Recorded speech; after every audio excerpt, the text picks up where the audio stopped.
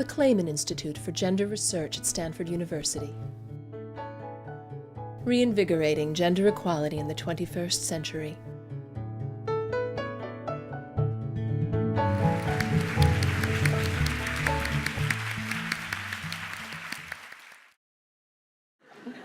My question is actually, so you're sitting at sort of the center of where social software is being built, and we have sort of the power to connect movements in a way that really hasn't been possible before. And as you think about the power of being able to create, for example, globally consciousness-raising groups, or the things that sort of at the height of the women's movement in the prior generation, what worked?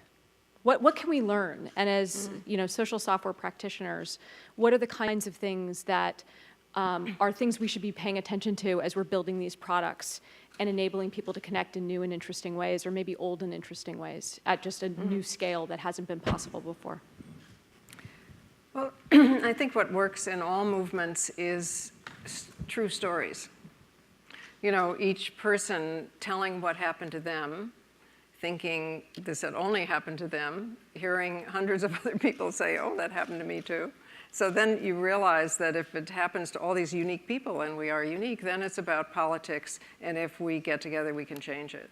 So, there's just no parallel to the ability to tell stories. I utterly agree, that this is a miracle, and it is the stories that get us out in the street and that get us into physical action. I would only add, however, that it worries me a little bit that we are getting that we're getting more and more divided into those who are literate and those who are not, those who can afford technology and those who cannot.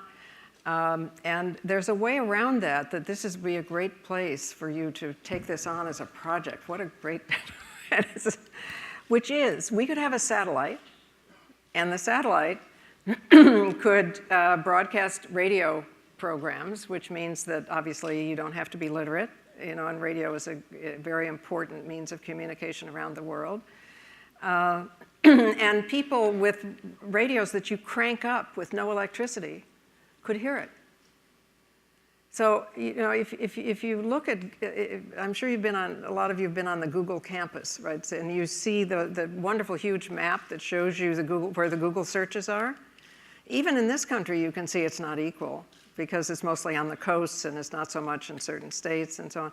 But in Africa and Asia and other continents, you can especially see that there are ways in which technology is divisive.